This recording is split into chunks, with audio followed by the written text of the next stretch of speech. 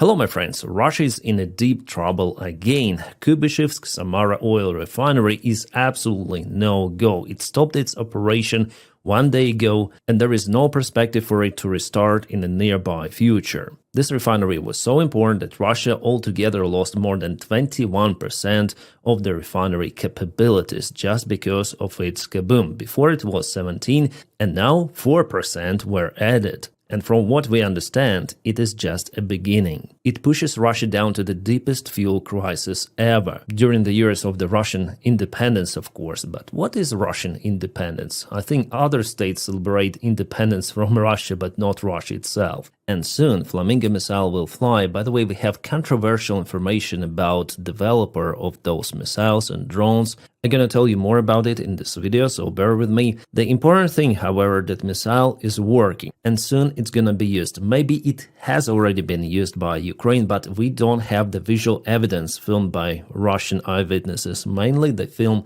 drones. So the economists did their research and they found out that 90% of the missile components are made in Ukraine, which is good. I was wondering about the engine. Well, as they say, it is AI-25, which is kind of the old one.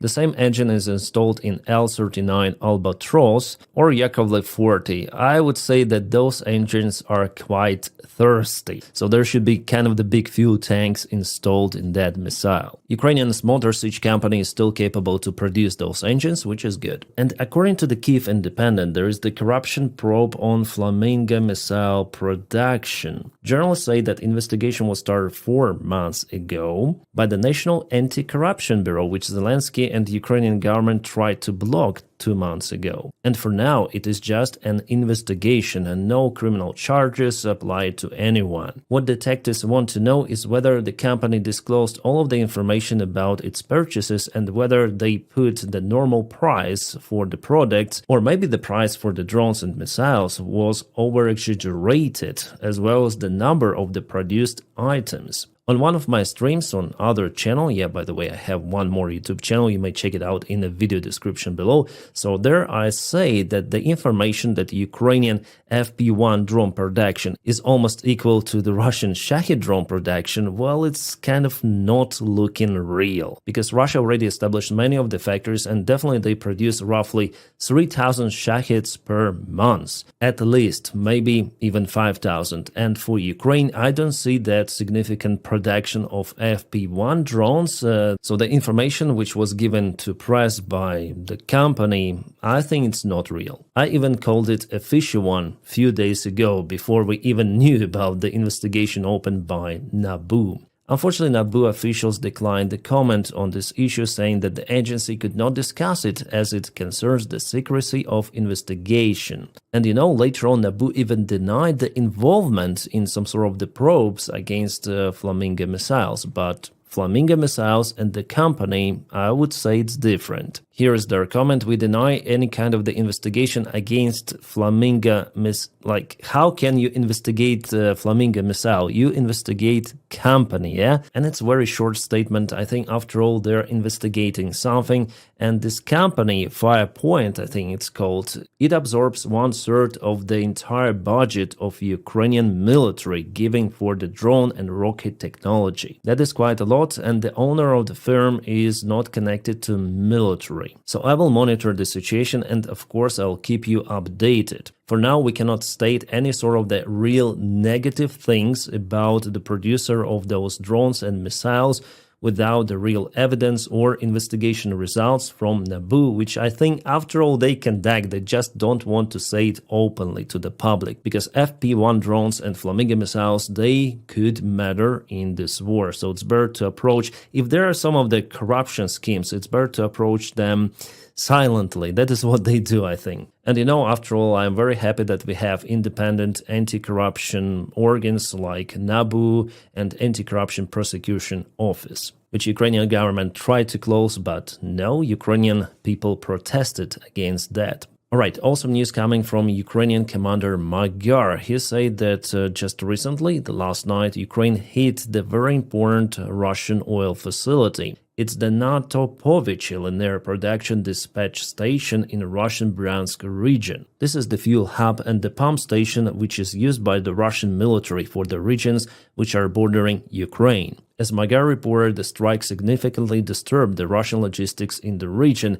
About the Druzhba pipeline, we had the information yesterday, but still it has not yet been confirmed by Magyar or Szijjártó, Prime Minister of Hungary. And here is the actual image of the operation of the Ukrainian army at these specific pipelines. So not just the big pumping facility was hit, but also the pipeline itself. Oh my god, this is the Russian-supplied petrol in Crimea. Just look at this. Oh my god. Even the donkey's piece looks more promising than this one to put in the gas tank. Well, today there was the big meeting of the Russian commanders, military officials, and Belousov, who is the Russian defense minister, said that they want to increase the number of the contract soldiers in the Russian army. But clearly the advertisement for Russians to join their army is getting crazier and crazier. Here they say sign up the contract before it's too late. The peace agreement is coming soon. So it's like hurry up to become a millionaire. 2.3 rubles during the first week, 5.2 rubles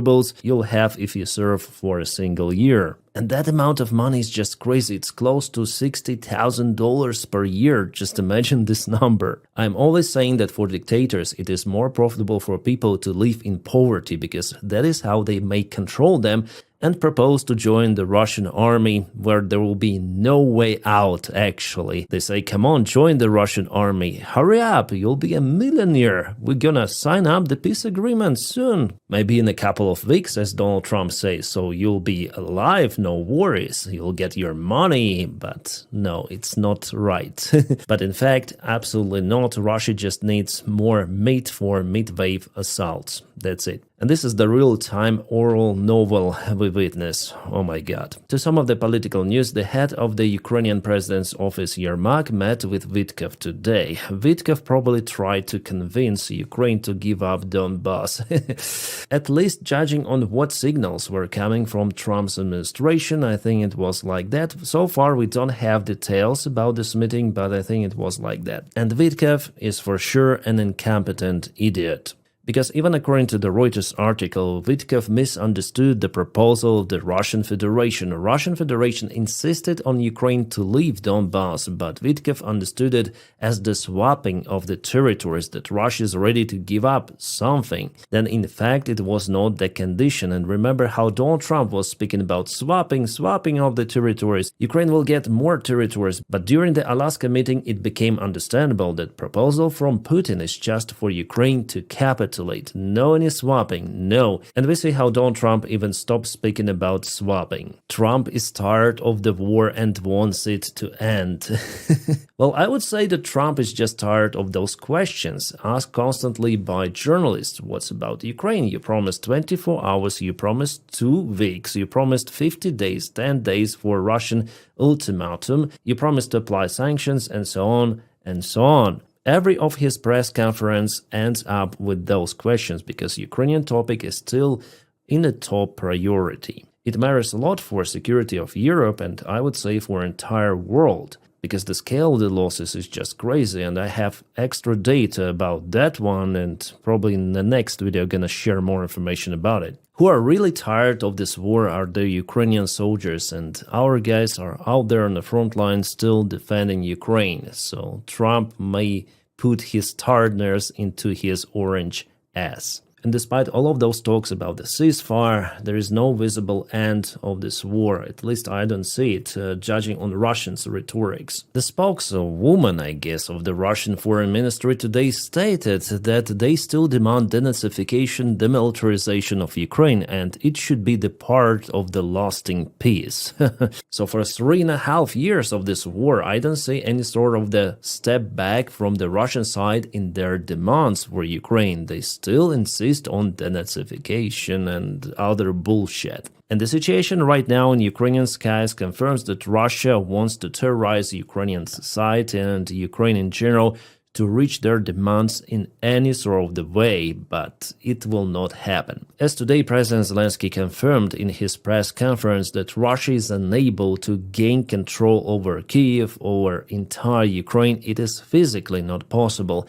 As well as for Ukraine, it is not possible to achieve the military victory, liberating all of the territory. Simply, we are in lack of the resources. And Zelensky personally would like to follow the diplomatic way, some sort of the solution. But as we see, the diplomatic solution just breaks into the wall of the Russian demands and stupidity of Donald Trump. Chancellor Merz mentioned today that the war in Ukraine might continue for many more months. I would say many more years, according to my prediction, because I don't see any sort of the concessions coming from Russia. They want to increase their army, they're pushing on the front lines, they accumulate their forces. So despite all of those talks which happened recently after meeting with Donald Trump, Putin Trump, Zelensky Trump, European leaders Trump, then everyone was almost prepared for the meeting between Zelensky and Putin. It was just days away if you read out newspapers dated a couple of weeks ago, right? But now we all came to the same point, and Merz is realistic more or less here, saying about few more, like many more months, he said, and I would say we would be really lucky if it happens in many more months, indeed.